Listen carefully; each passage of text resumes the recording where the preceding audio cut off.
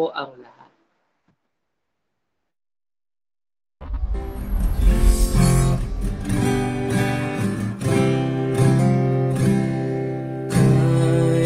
Jesus ko iaalala,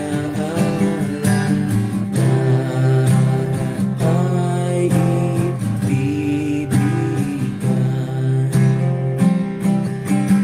Siyang aking asahan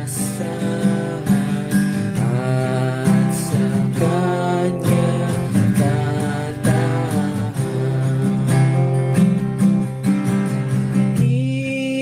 Inyaalay ko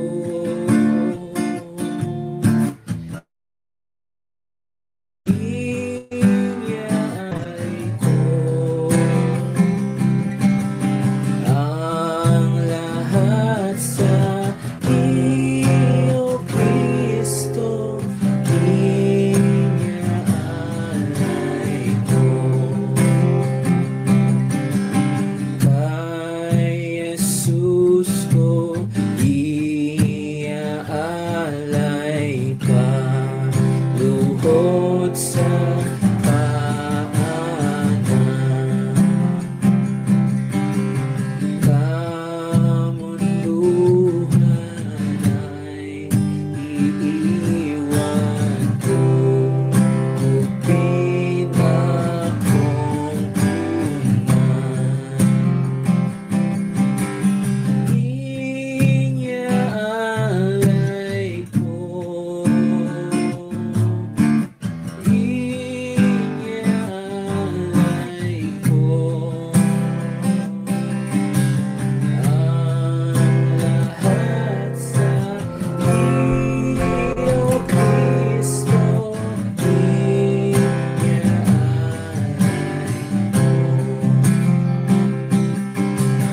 Kay Jesus ko iaalay, gawin mo akong iyo.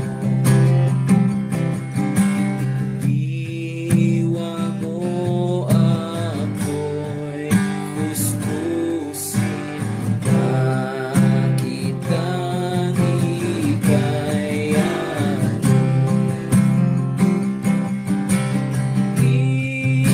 inyaalay ko.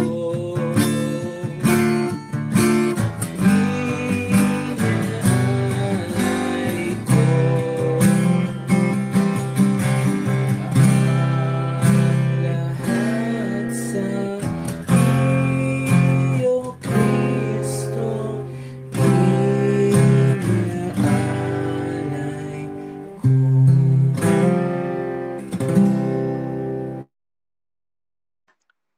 Purihin po ang Diyos sa ating pong mga inawit at ngayon po tayo po ay manalangin at hingin po natin kay Brother Ren na pangunahan po tayo sa opening prayer po.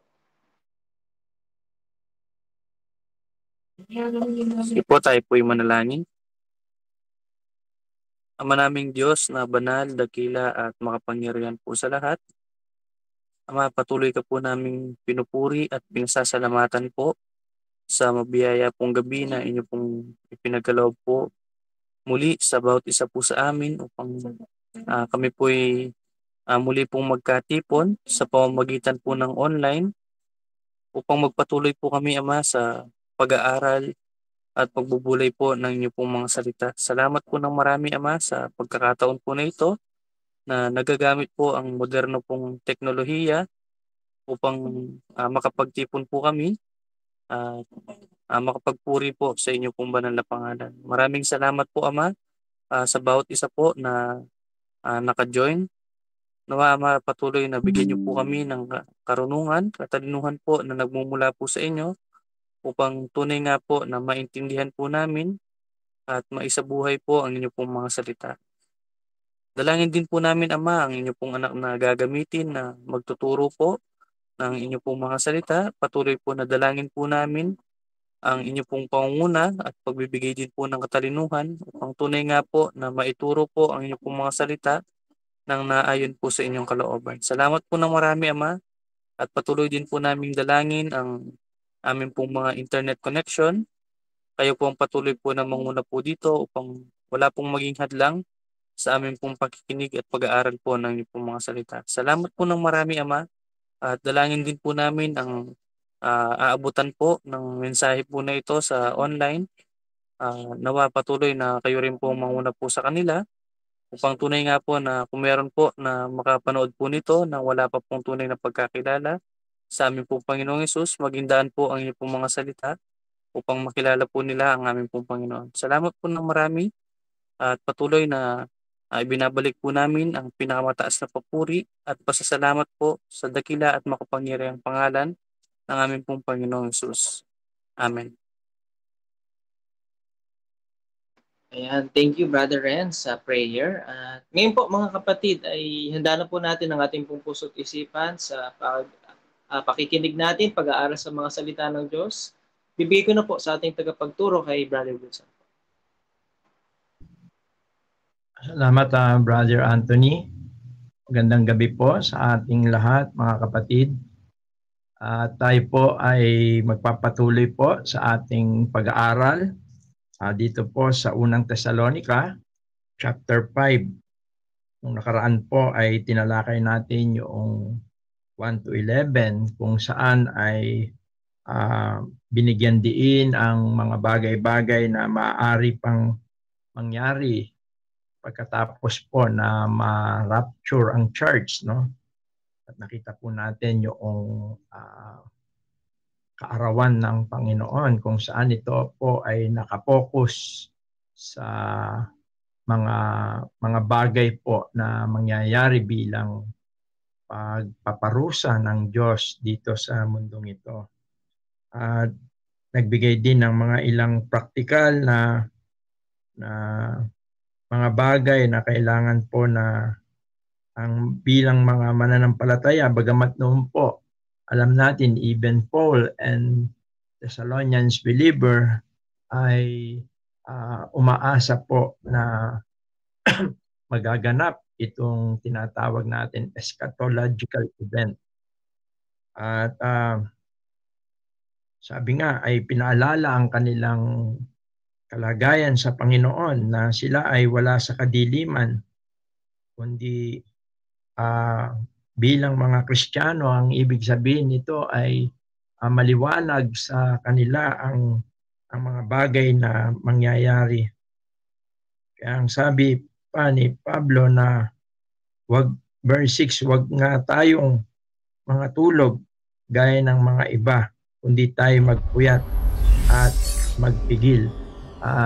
Tinutukoy dito yung being alert, bilang handa sa mga bagay na nangyayari o mangyayari sa mga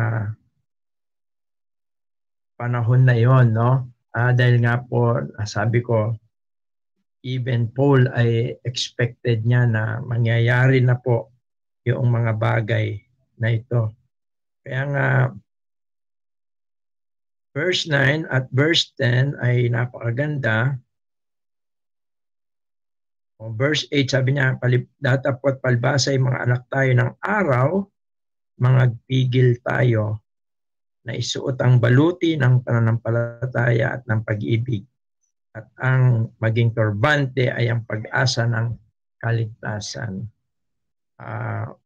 Ibig sabihin nito ay patuloy na makibaka sa kabila ng paghihintay sa pangyayari. Kaya nga po yung waiting sa coming of the Lord, hindi po ito isang paghihintay na parang wala kang ginagawa, kundi maliwanag na sa paghihintay natin ay patuloy tayo sa pakikipagbaka. Kaya kailangan natin na isuot ang mga armor na ibinigay ng Diyos sa atin nang sa ganon ay hindi tayo matukso at hindi tayo madatnan ng Panginoon sa pangit na kalagayan.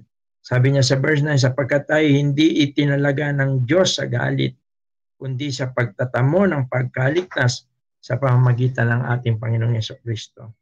Bagamat dito ay inassure, binigyan niya ng assurance ang mga believers, mga Thessalonians, even us, no? Hindi tayo tinalaga ng Diyos sa galit, ibig sabihin dito yung parusa, kundi sa pagtamo ng pagkaligtas sa pamamagitan ng ating Panginoong Jesucristo na namatay dahil sa atin upang tayo sa gising o tulog man, ang tinutukoy niya yung buhay man o patay man, ang sabi niya ay tulog man ay mga buhay tayong kasama niya. Inassure niya sila. Kaya sabi niya, dahil dito kayo'y mga pag-aralan at mga patibayan sa isa't isa sa inyo, gaya ng inyong ginagawa. Kaya napakahalaga po ng bagay na mga nakita at napag-aralan po natin dito po sa chapter 5, no? Sa chapter 4, yung rapture. Sa chapter 5 ay pinapakita po rito yung mangyayari naman yung sa galit ng Diyos. Kaya tayo po ngayon marahil ay dumako dito sa verse 12 hanggang dito naman sa verse 15. Ganito naman po ang ating mababasa. Datapwat ipinamamanik namin sa inyo, mga kapatid, na inyong kilalanin ang nagpapagal sa inyo at nangamumuno sa inyo sa Panginoon at nagpapaalala sa inyo at inyong lubos na pakamahalin sila sa pag-ibig dahil sa kanilang gawa magkaroon kayo ng kapayapaan.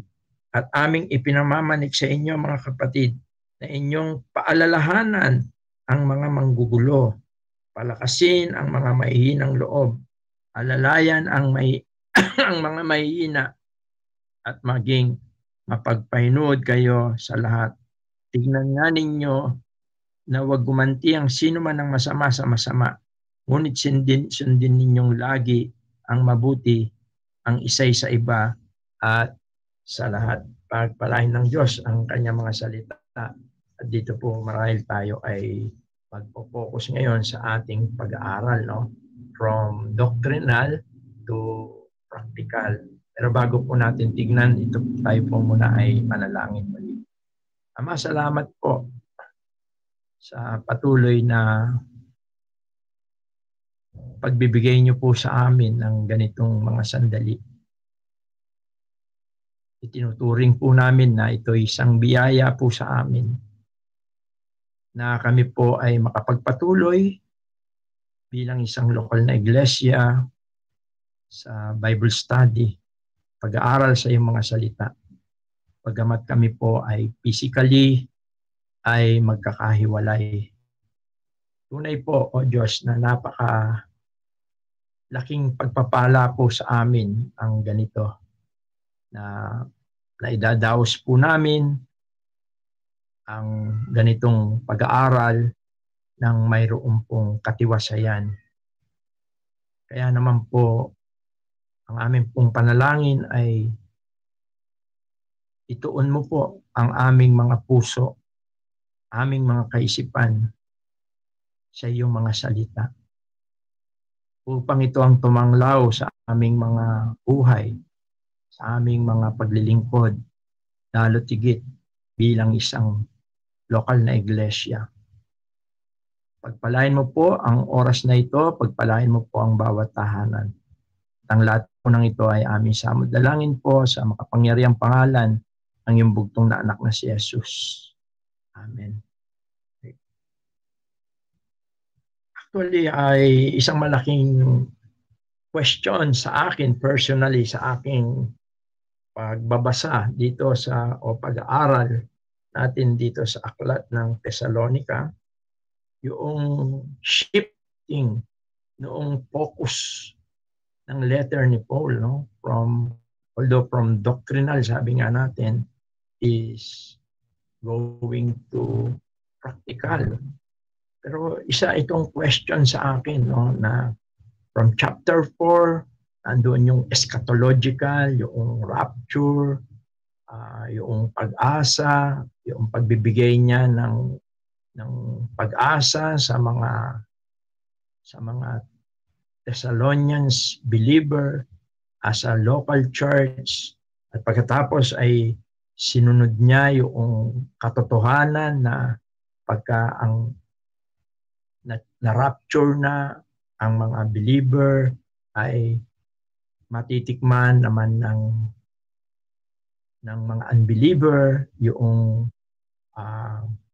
kaarawan ng Panginoon na may kinalaman ito sa mga kapigatian na mararanasan ng mundong ito. Kung titingnan natin ay very kumbaga is nakaakma. Kaya isang malaking question din sa akin yun, no? Na bakit kaya bigla siyang nag-ship si Paul regarding dito sa office. Actually, office ang tinutukoy dito ni Paul, no? Yung office ng eldership sa church. At alam natin yan na ang office sa church ay dalawa lamang. Ito yung tinatawag na mga elders, plurality of leaders, and then mga deacons. So, nagbigay si Paul sa mga letters niya ng maraming mga katotohanan regarding sa office ng isang local church, no? Pero yun ang aking question. At nagpe-pray ako at gusto ko rin na magkaroon ako ng kapanatagan at kaliwanagan. Bakit bigla talaga nag-ship si Paul sa bagay na ito? Alam niyo, isang bagay ang pumasok sa akin sapagkat sa tuwing pinag-aaralan ko yung church, yung rapture of the church, yun. Kaya lagi kong sinusunod yung rapture of the church. Isang bagay ang nakita ko rito, napakahalaga nga naman na madatnan niya even ang local church in Thessalonica na sabihin natin na nakalulugod at malwalhati sa pagdating ng Panginoon. Kaya naisip ko rin ang bagay na ito na marahil kaya ito ang final na exhortation ni Paul pagkatapos niyang sabihin, pawiin yung mga pag-aalinlangan nila tungkol doon sa mga namatay na mga Kristiyano na hindi ba nila mararanasan yung napakagandang katotohanan na darating ang Panginoon, kukunin niya ang Panginoon, kukunin ng Panginoon ang kanyang mga anak, at sa katotohanan yun yung pagkuha niya sa church, no? Universally. Kaya isang bagay siguro ang maaring sinunod ni Pablo ang mga katotohanan ito na sinimulan niya sa office, no? Sa mga leaders ng church. Sapagkat isang malaking trahedya sa isang iglesia kapag wala siyang leaders. Kung wala itong office na ibinigay ng Panginoon. Kaya nagbigay din siya ng mga qualification sapagkat napaka-panganib din, tragedy rin, o panganib din kung magkakaroon naman ng mga leaders na hindi ayon sa kalooban ng Panginoon. But ay nasa panganib ang isang local church kung sila ay walang mga leaders.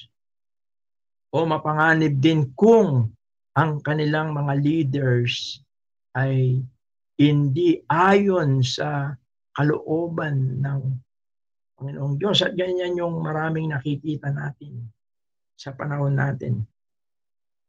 Tandaan natin, ang isang kawan ay napakahalaga na mayroong gumagabay at nangunguna. At alam natin ang Panginoon, the head of the church, ay siya yung pangunay na pastol, no? Dakilang pastol ng iglesia.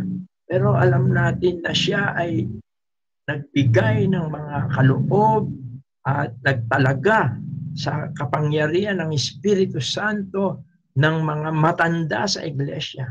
Sabi niya doon sa gawa, no? Ginawa kayo ng Espiritu Santo ng mga obispo upang pangalagaan, proteksyonan, pakainin ng kawan ng Diyos na binilin niya sa kanyang sariling dugo.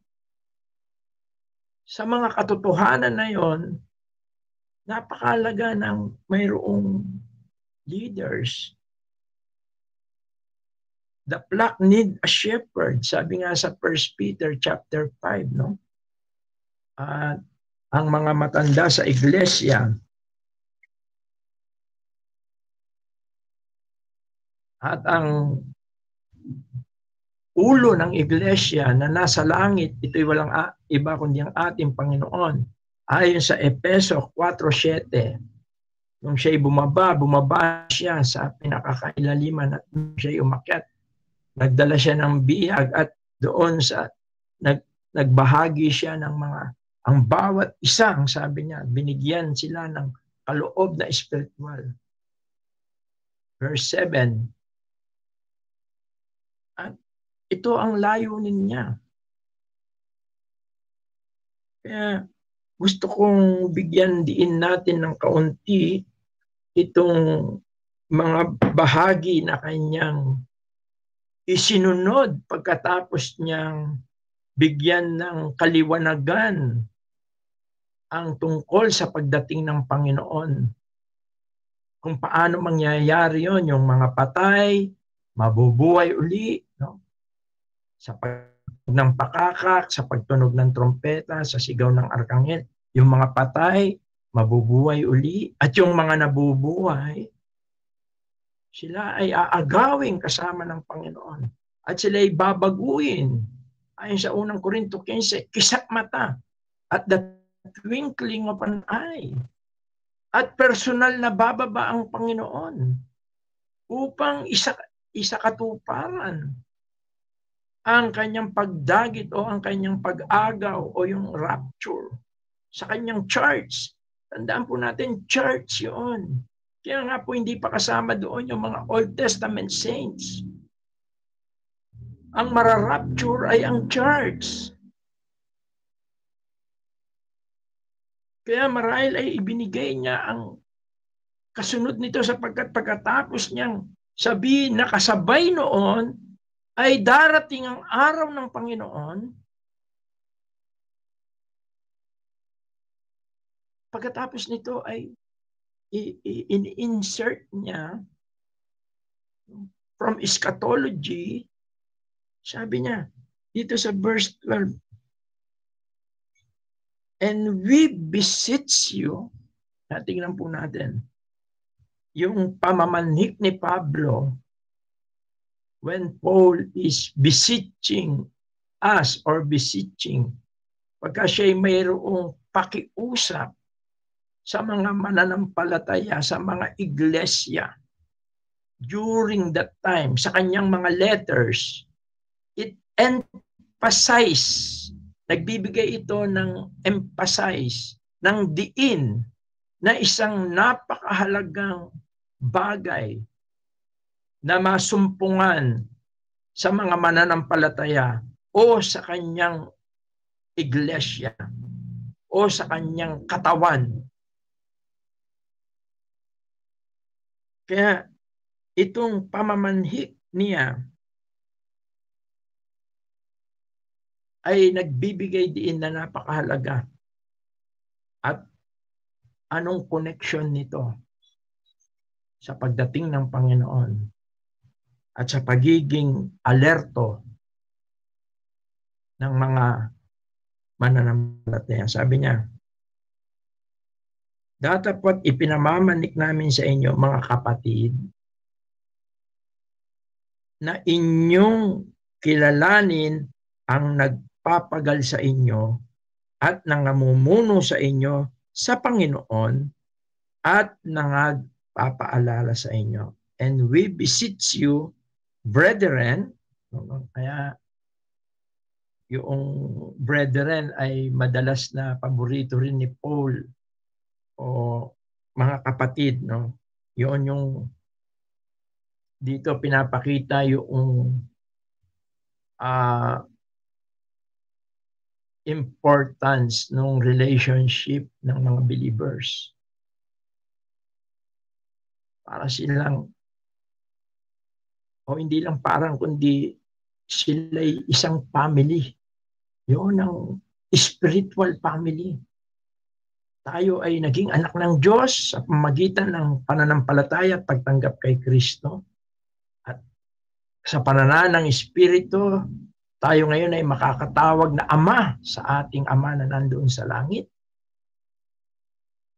At ang Panginoong Jesucristo na nabuhay na maguli, siya yung naging panganay sa ating magkakapatid. Yung relationship, not in the blood, it is more than blood. It is spiritual bond ng bawat believer. At ito yung binibigyan din ni Paul.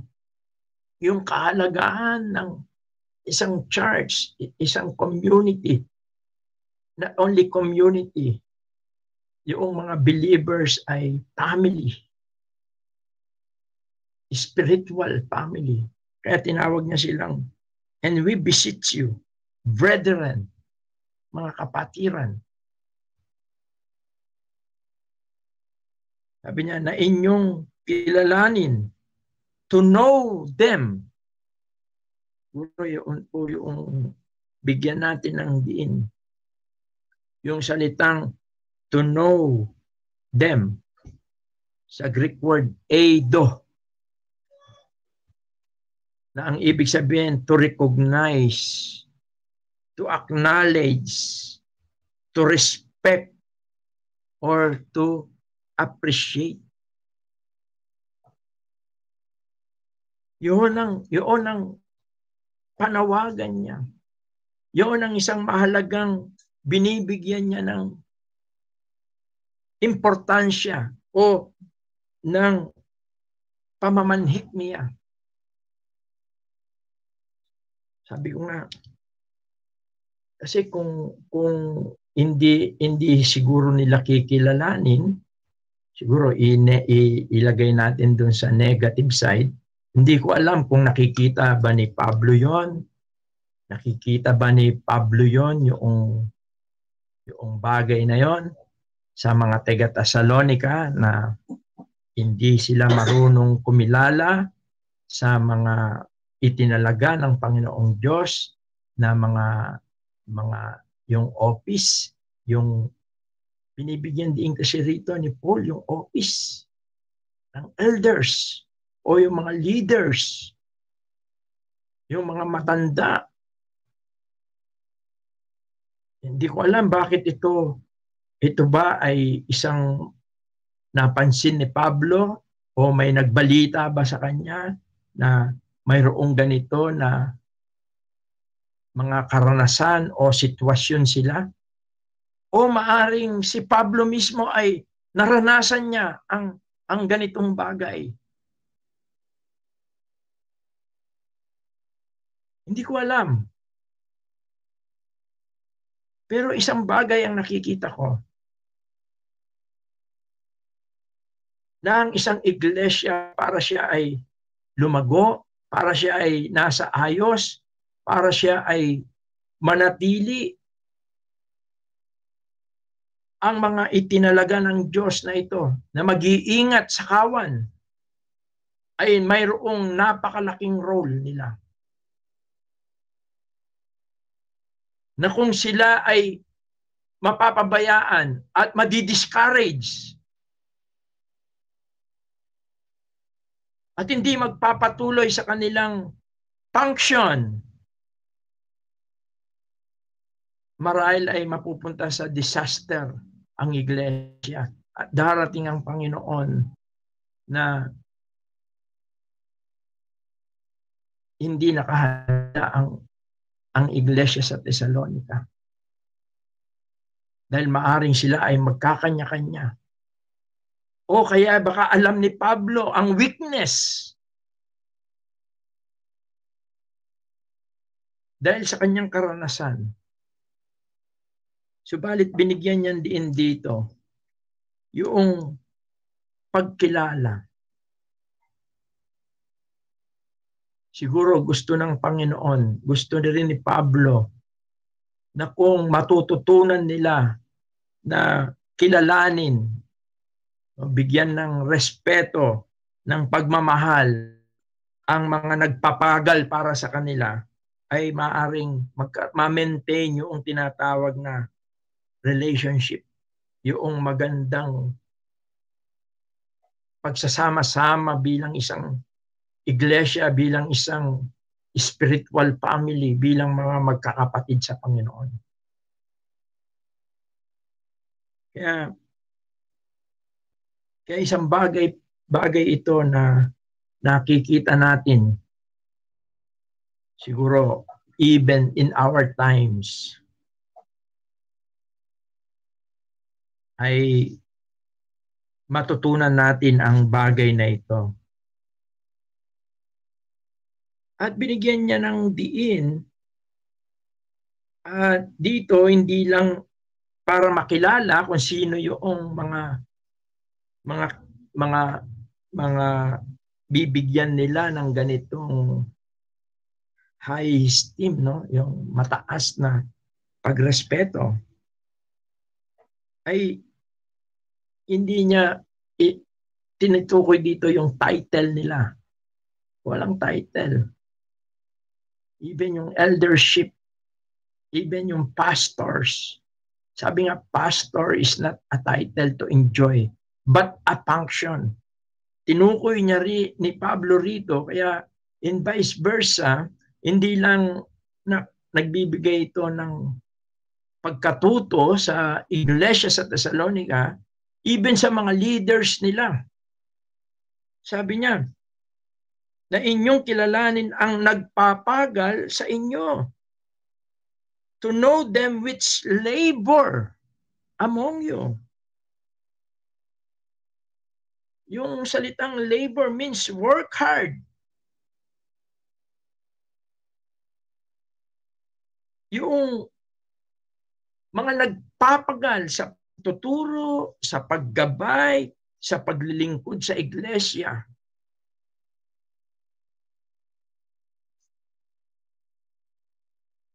Yung labor, tinignan ko sa Greek word, kopiao,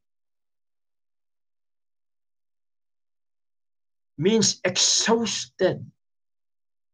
Yung exhausted, yung talagang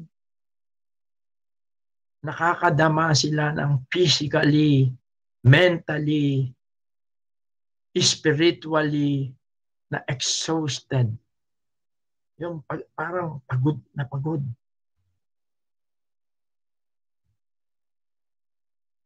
Ibig sabihin nito, ito yung mga elders, mga leaders na dedicated at nakahandang magsakripisyo para sa kawan ng Panginoong Diyos.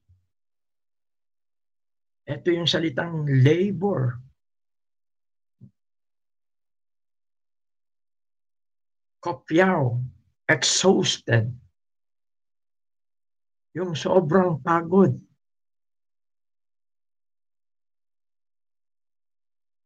At ang napakaganda, ang sabi rito, and we beseech you, brethren, to know them which labor among you and are over you in the Lord.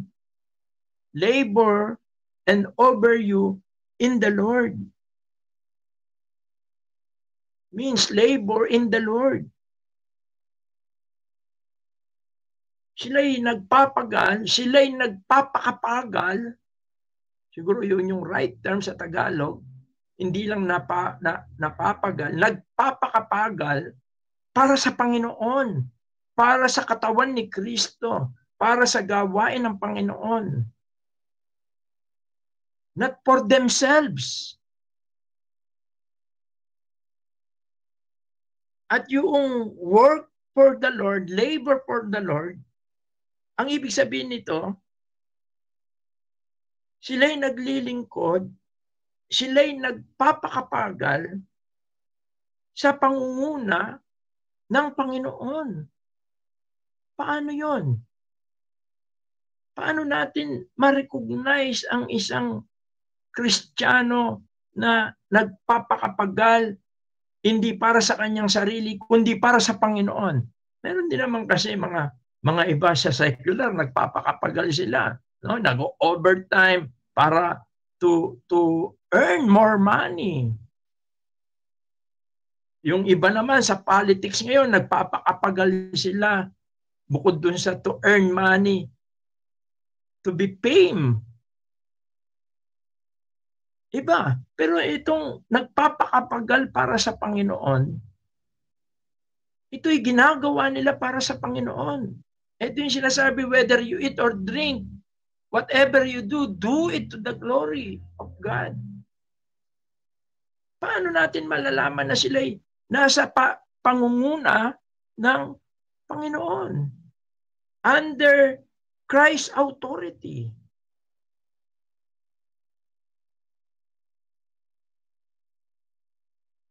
He labor biblically. Yun po ang isang bagay para maunawaan natin, malaman natin na yung ginagawa nila is biblically and for the edification of the church through the power of the Holy Spirit.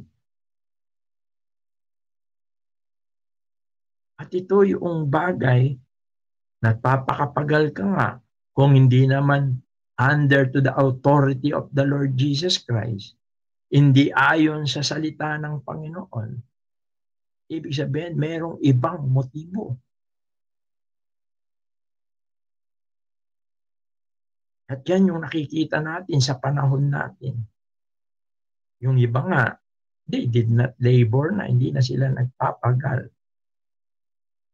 Kaya siguro maganda ay tingnan natin yung ibang mga dito sa Hebrew 13. Siguro alam natin ng mga to eh. Pero gusto ko lang banggitin. No? Hebrew 13:7. Sabi rito,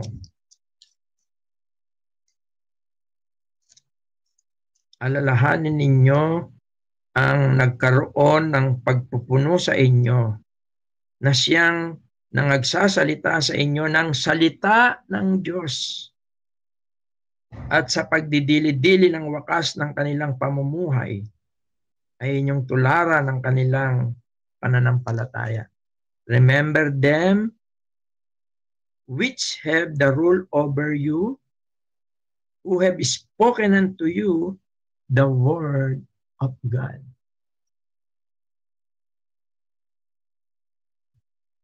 Kaya paano natin malalaman na we are labor, sila'y nagpapagal o nagpapakapagal para sa Panginoon? Through teaching, sound doctrine. Although nung panahon na yon, siguro medyo mahirap para sa kanila dahil wala pa yung Bible, mabuti meron silang kasamang mga apostles, directly kasama nila na silang nagpupuno o nagro-rule, nangunguna. But today, napakahalaga noong pag-aaral sa salita ng Diyos. Yung pagtuturo sa salita ng Diyos. Siya nakakalungkot. Kumbaga,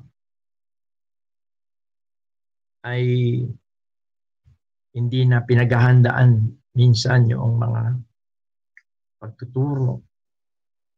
Kumbaga, in-can na lang. Sabi nga, in-can na lang, parang dilata na lang. Pero ang mga nagpapagal, sabi rito, pero yung salita nitong remember them which have the rule over you. Doon sa 1 Timothy 5:17, puro isang bagay pa. Sabi rito, ang mga matanda na nagsisipamahalang mabuti ay ariing may karapatan sa ibayong kapurihan, lalong-lalo na ang mga nagpapagal sa salita at sa pagtuturo. Dalawa ito. Preaching and teaching.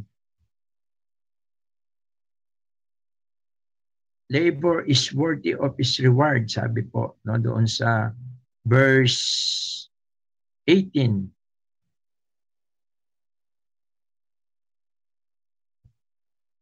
Sa 17 sabi niya, let the elders that rule well be counted worthy of double honor, especially they who labor in the word and doctrine. Ako, iniisip ko dito, bukod doon sa preaching, yung evangelism. Yung kasi doon sa Acts, makikita natin, sabi, lumaganap ang salita. Yung tinutukoy doon, yung evangelism. Sharing the gospel. Sila'y nagpapagal. Kaya, to recognize them, kilalanin, no? Hindi politics ang problema kasi. Ngayon, nakakalungkot eh. Minsan, hindi ko alam, basta yung iba kasi, although hindi ako DDS, hindi ako BBM, hindi ako Pinklawan, hindi ako bumoboto eh. Kasi wala akong mapili talaga, no? Pero nakakalungkot ay ngayon parang politics na lang eh, para recognize ka eh. Hindi na sila nagpapagal. Recognize na lang. No? Sa church, siguro kaya napakahalaga ng bagay na ito sapagkat alam ni Pablo at alam ng Panginoon, kaya naging Word of God ito, alam ng Panginoon na napakahalaga para manatili ang isang iglesia na healthy at nasa kalooban ng Diyos at lumalago, nagpapatuloy, naninindigan. Sa tingin ko, kaya binigyan diin ni Pablo itong mga leaders. Hindi lang para kilalanin, para makita nila kung ano yung gawain ng mga leaders. Ng mga tunay, sabihin ko ng tunay na naglilingkod sa Panginoon. Nagpapagal talaga sa salita.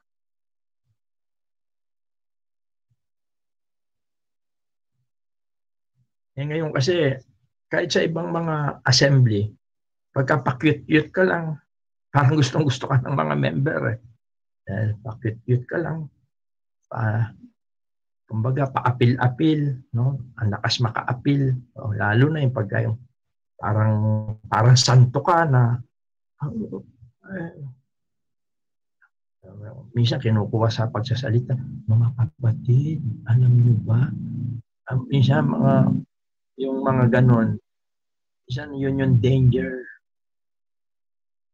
Sapagkat dito, ang gustong kilalanin ng mga taga-Thessalonica, hindi yung mga ganon. Bagkus, alam natin, during that time talagang maraming gustong pumasok sa mga churches. Mga Jewish, minsan mga Christian din na mga Jewish nagkakaroon ng kaguluhan. Kaya binigyan din ni Pablo. Sabi niya, hindi lang yung makilala natin sila, i-respect natin sila, kundi makita natin talaga. Binigyan niya tayo ng eye vision. Sino ba yon mga yon? Yung mga nagpapagal. Laboring in the Lord. And sabi niya, and admonish you. Balik tayo sa verse 12. Yung salitang admonish. Kaya dito hindi lang yung binigyan niya sila ng to eye, to visualize, to see kung sino yung, para hindi rin siguro sila ma-deceive, no? Because many deceivers during that time, ayun nga sabi ko, maraming mga Jewish, Christian, pumapasok, minsan magjo-join, minsan kasama nila doon, may mga ambisyon na to recognize as a leader. Kaya binigyan siguro ni Pablo ito ng para maging matalino sila. At the same time, yung mga nagnanais na makilala na mga leaders o elders sa church ay makita kung ano yung dapat na gawin nila. Sabi niya, nagpapagal sa Panginoon, nangangamuno o namiminuno, no? Sa inyo sa Panginoon, o yung are over you in the Lord or rule you in the Lord. At sabi niya sa uli, isa ring napakaganda yung salitang, although sa Tagalog, at nangagpapaalala sa inyo. Pero sa English, and admonish you. Ibig sabihin ng admonish, magpapaalala, to warn, to correct, to instruct. Napakahalaga kasi noong correction.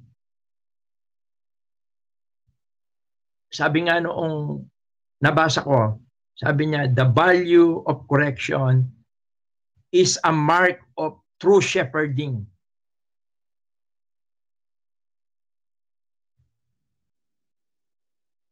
Yun yung salitang admonish.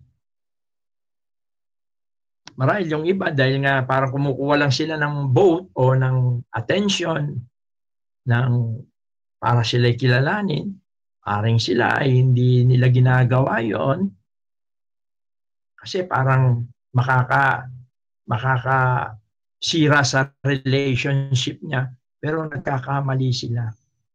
Sapagkat ang tunay na nagpapatibay sa isang iglesia, sa relasyon, yung pananatili doon sa katotohanan. At yun ang tunay na magbibigay ng kapurihan at kalwalatian pagdating ng Panginoon.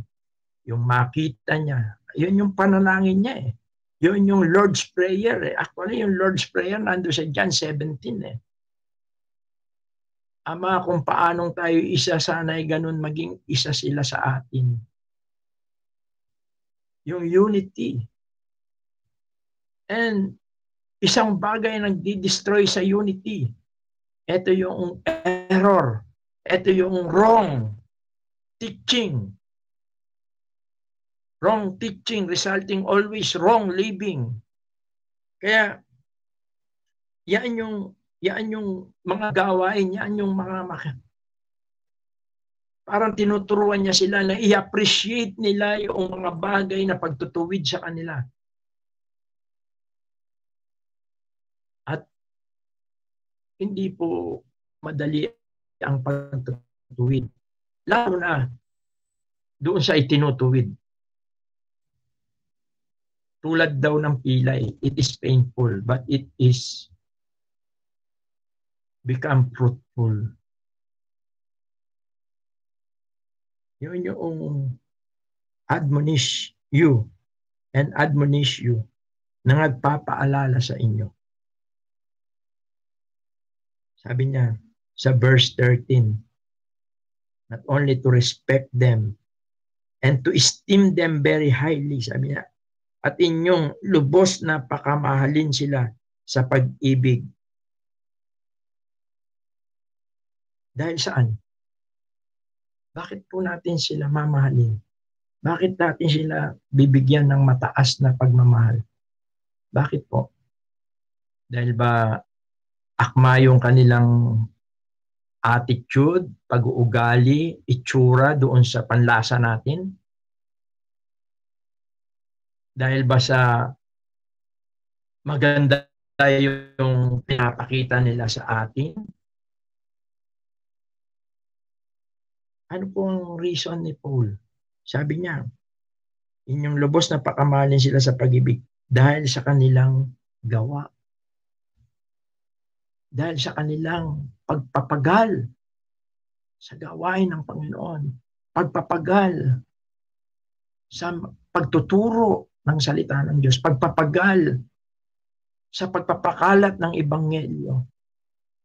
Ginagampanan nila ito ng buong puso at nakahanda silang magsakripisyo para dito. Yun ang sinasabi ni Pablo. Sila yon. At ang ibubunga nito, sabi niya, and be at peace among yourselves. Magkakaroon ng kapayapaan, yung mutual respect, yung mutual love. Kapag ka natutunan ng mga taga-Tesalonica ang bagay na ito, dumating man ang Panginoon noong panahon na yon, dahil yun yung expected nila. Sila'y madadatnan ng Panginoon na nakalulugod. At sila'y lubos na pagpapalain pa ng Panginoon kung sakaling madelay naman kung hindi pa dumating ang Panginoon. Kaya dito sa verse 14, sabi niya, at aming ipinamamalat sa inyo, mga kapatid, na inyong paalalahanan ang mga manggugulo, yung unruly. No? Yung mga manggugulo. Ito yung, kaya nga sabi ko sa inyo po kanina, marahil nakikita ni Pablo yan. Merong mga pumapasok doon o merong mga nandoon na hindi talaga nagpapasako. No? Sila yung mga unruly. Although sila ay wag itaboy, sila ay paalalahanan, ang sabi rito. No? Yun nga yung i-correct. Yun yung i-correct, i-instruct, at balaan. Yun yung warning. Yun yung paalalahanan. Bigyan sila ng warning. At ang sabi naman, ang mga may hinang loob, parang ito yung mix content noong church doon sa Thessalonica. Merong mga hindi nagpapasakop, meron mga may hina yung loob. No? Iba pa yung alalayan ang mga may hina. Yung isa spiritual, yung isa ay physical. Actually, yung pinaka dahilan dito dahil mayroong mga yung isa pang unruly dito, ito rin yung mga hindi nagtatrabaho, yung mapakialam sa mga bagay-bagay ng iba. Mga mahina, both physically and spiritually. At maging mapagpainuhod kayo sa lahat. Sabi niya, be patient toward all men. Ito yung fruit ng Holy Spirit, love, patience. Kumbaga, parang titiisin mo talaga yun. Pag-pray mo yun. Para tulungan ng Panginoon. Sabi niya, tignan nga ninyo na huwag gumanti ang sino man ang masama sa masama. Ngunit sundin ninyo lagi ang mabuti, ang isa'y sa iba at sa lahat. Kaya mga kapatid, kung titingnan natin, why Paul bigla niyang pinasok ang bagay na ito, yung pakiusap niyang ito, parang nasagot yung nasa mind ko na gusto ni Paul na madatnan ng Panginoon ang kanyang iglesia na nasa mabuting kalagayan. Kaya ipinayo niya ito hindi lang doon sa mga kapatiran, kundi parang nabigyan din niya yung ministeryo, gawain ng paglilingkod talaga sa Panginoon. Nawa, ang aking panalangin ay makita natin ang mga bagay na ito. May oras pa ba ako? Kasi yung practical, yung biblical and practical, paano ba natin magagawa yung pagpapakita ng respeto at yung esteem them very highly, yung love, esteem them very highly in love for their work's sake. For their work's sake. Yun po. No? Alang-alang doon sa kanilang mga ginagawa para sa Panginoon. Siguro, isa na yung kilalanin natin, no? Yung pagsasakripisyo, yung pagtawag sa kanila ng Panginoong Diyos, yung pagganap nila sa kanilang mga ginagawa para sa Panginoon. Siguro yun. Pangalawa, siguro, panalangin natin sila. Ito na yung mga practical way, paano natin magawa yun. Panalangin natin sila. Sabi sa Hebrew 13:18. Panalangin natin.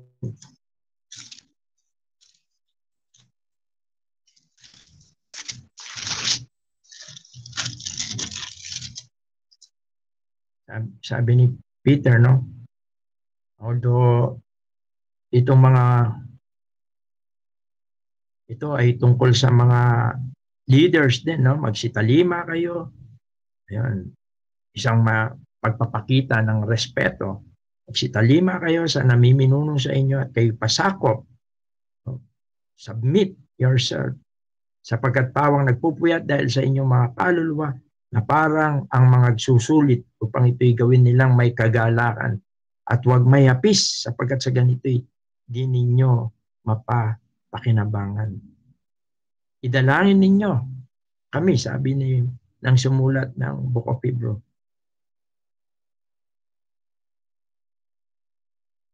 Pray for their strength, yung kanilang kalakasan, yung kanilang karunungan, yung kanilang kalusugan, yung kanilang pamilya.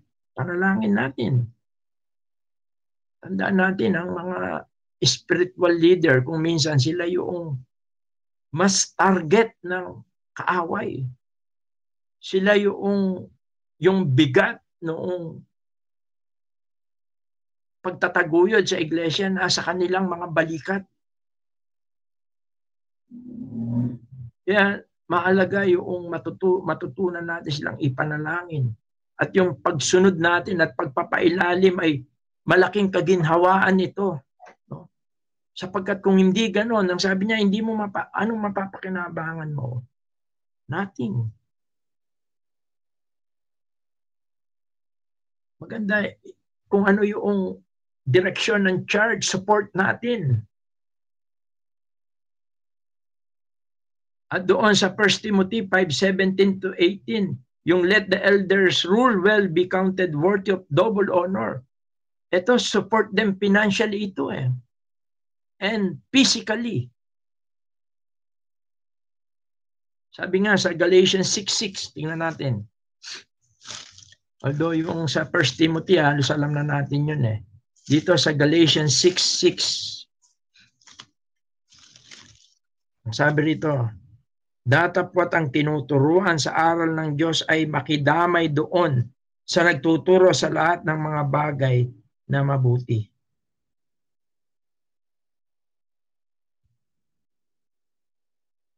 Ito yung mga pwede nating magawa. At 1 Timothy 5:19, bukod doon sa double honor, dito sa 1 Timothy 5:19, mga practical ito, pero tingin ko ito ang mga gustong ipahiwatig ni Pablo upang ang iglesia sa Thessalonica, kung dumating man ang Panginoon noong panahon na yon, ay madatnan niya sila. At kung hindi man, ay unti-unti pa silang lumago at maayos. 1 Timothy 5:19, ang sabi rito, laban sa matanda ay huwag kang tatanggap ng sumbong maliban sa 2 o 3 saksi. Maganda pagtanggol natin sila, protektahan natin yung kanilang reputasyon. Hindi yung pagka nakatalikod, sinisiraan sila. Dahil lang sa pagnanasa na gusto nilang makuha yung atensyon o yung leadership. Sa gobyerno natin, ganyan ang nangyayari ngayon eh. Sira dito, sira doon.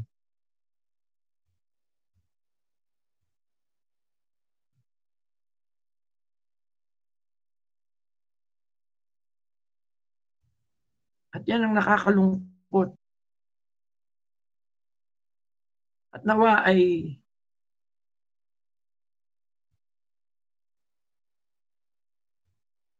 makita natin ang mga bagay po na ito. Kaya ulitin ko po, babasahin ko po ang ating teksto. At marahil ito ang dahilan bakit from eschatology, nagbigay ng practicality na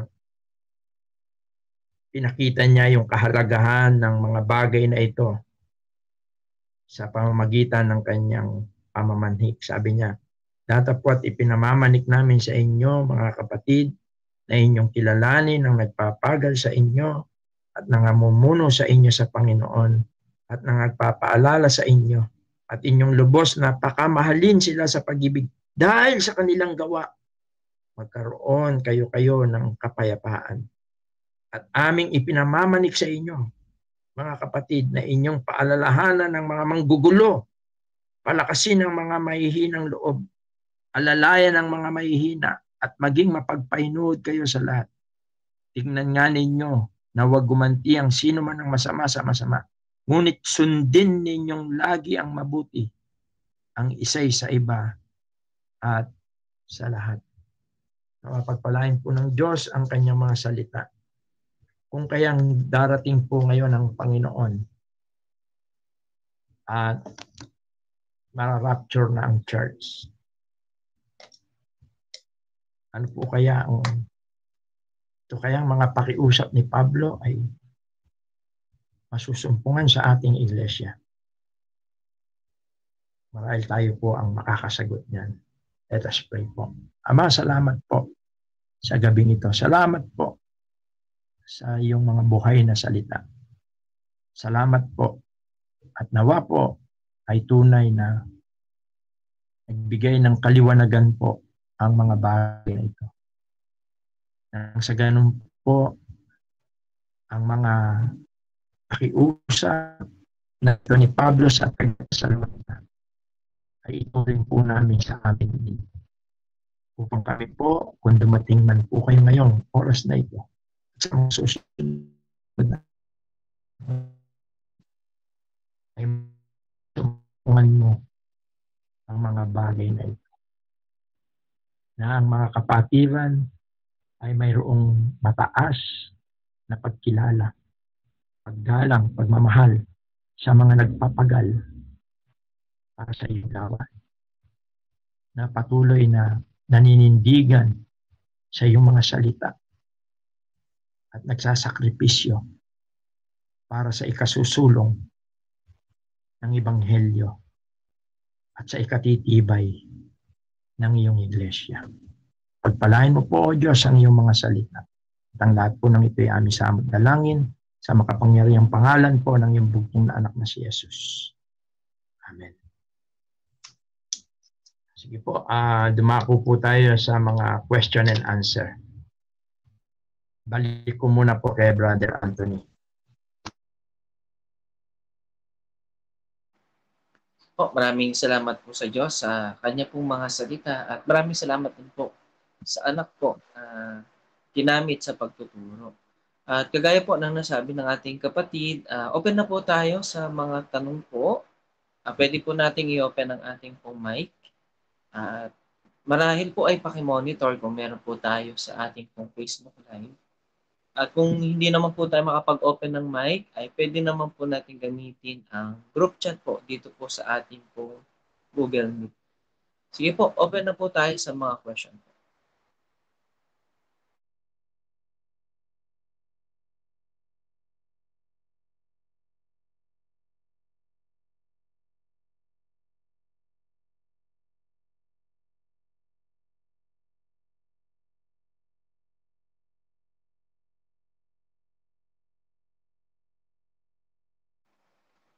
Sige po, mga kapatid, samantalin po natin ang oras.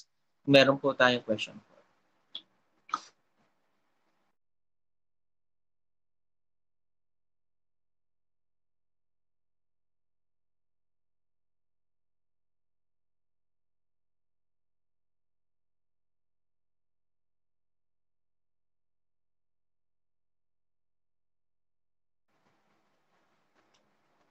Okay po, siguro last call po, kung meron po ba tayong question po.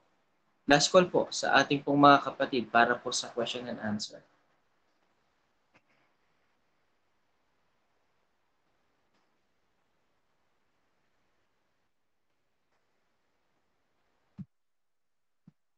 Okay, sige po.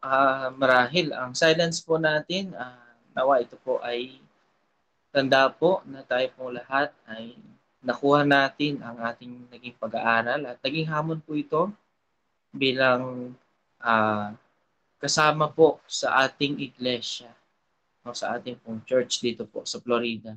At ngayon po, tayo po ay mananalangin bilang ating pong pagwawakas. Tingin natin kay Brother John na pangunahan tayo sa closing prayer.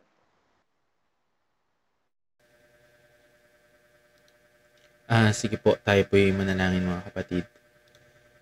Ama namin Diyos na dakila, banal at makapangyarihan sa lahat, patuloy po Ama na nagpapasalamat po kami sa pangunguna po ninyo sa amin pong weekly na pag-aaral po tuwing Wednesday through online sa inyo pong mga salita at sa series po na amin pong patuloy po na napag-aaralan. Salamat po sa mga salita po ninyo na nahayag po ngayong gabi. Tunay nawa ang aming pong dalangin na sa pagbalik po ng aming pong Panginoong Yesus ay masumpungan po ninyo ang inyo pong iglesia na kaaya-aya po, maayos po sa inyo pong banal na harapan. Lalo na po dito po sa Florida, sa mga churches po na napaplant po through sharing ng gospel sa Valenzuela at sa Nueva Ecija. Patuloy na dalangin po namin ang mga kapatid na ginagamit po ninyo. Patuloy po na masumpungan po ninyo ang mga malilinis na motibo. Ganon din po ang buong iglesia sa pakikibahagi at pagkilala po sa mga anak po ninyo na nagpapagal po sa inyo pong gawain. Patuloy na dalangin po namin ang aming pong mga puso ay pagharian po ng banal na Espiritu at maging ang aming pong mga buhay ay maging katulad ng sa aming pong Panginoon. Tunay po nawa ang banal na Espiritu ang patuloy po na lumukob po sa amin. Nang sa gayon, hindi po ang aming pong mga sarili. Hindi po ang mga bagay po na makakasira ng iyong pong gawain. Diyan dalangin po namin patuloy po na kami po ay manangan po sa inyo pong mga salita. Patuloy po na sumunod po sa inyo pong mga salita. At masumpungan niyo po ang inyo pong iglesia sa pagbalik ng aming Panginoong Yesus. Tunay po na kami po ay naging kagamit-gamit po. Kami pong mga niligtas po ninyo sa pagkakasala. Salamat po sa inyo pong anak na naghayag po ng mga salita po na ito. Patuloy ang dalangin po namin ng pangunguna po sa physical at spiritual po at sa buong pamilya ng aming pong kapatid, sa lahat din po ng makakapanood sa online, sa lahat po ng nag-join po, kayo po ang patuloy na magpala po sa bawat isa po sa amin at maging hamon po ang mga salita po ninyo na amin pong napakinggan. Muli, Ama, ang lahat po ng ito ay amin pong pinapasalamatan at dinadalangin sa matamis na pangalan lamang po na ipong bugtong na anak na si Kristo Jesus. Amen. Thank you po at God bless po sa ating po lahat.